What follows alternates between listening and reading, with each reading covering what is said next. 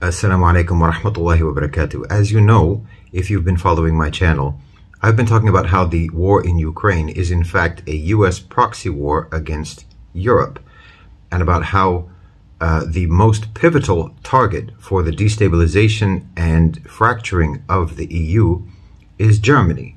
Germany is the biggest economy in Europe. It is the most important manufacturer on the continent. The industrial centers of Germany represent the beating heart of Europe. Well, there have been a few items in the news lately that signal that Europe may be headed for cardiac arrest. First of all, this is not in Germany, but in Austria.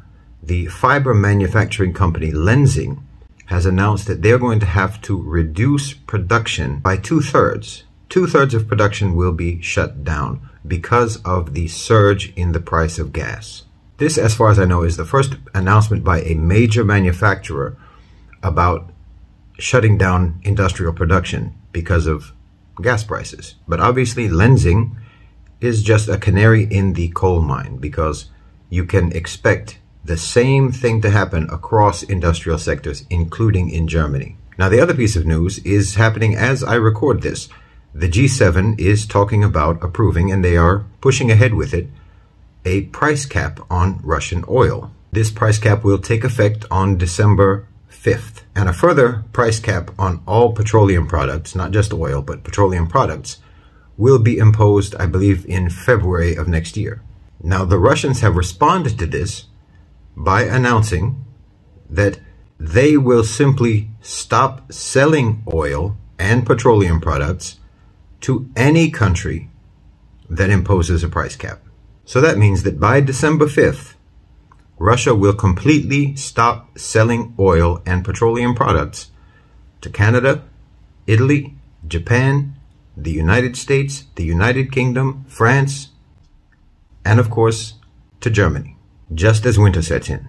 Now, the other piece of news is that the largest right-wing nationalist party in Germany has announced that they plan to hold a mass demonstration on October the 8th to demand an end to the sanctions against Russia and to call for the reopening of the Nord Stream 2 pipeline.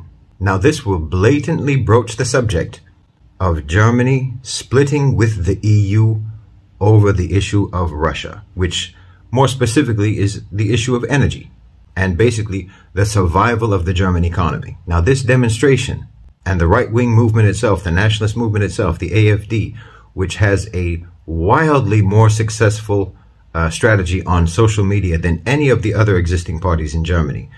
This demonstration and this movement could very likely create a severe political fissure in Germany. And this could easily result in mass civil unrest and further radicalization of the right-wing and populist parties, especially when you're talking about the halting of Russian oil sales to Germany in December, at the beginning of winter, the inevitable spike in gas prices as a result of that, and the inevitable shutdown or reduction of industrial production in Germany. Manufacturing will slow down. Manufacturing in many sectors will simply stop. Now, Germany has already signaled that they will define any opposition to government policy as radical and terroristic in nature, and any opposition or protest against the government policies will be met with severe repression.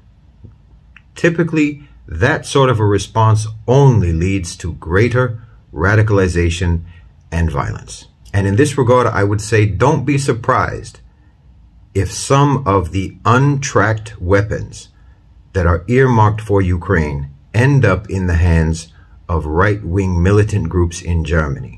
And that will very likely be under the auspices of American intelligence. It wouldn't be the first time. Events are moving very rapidly in Europe and in Germany. And the transformation of Europe into a chaotic and dismal conflict zone may very well occur sooner than we even expected.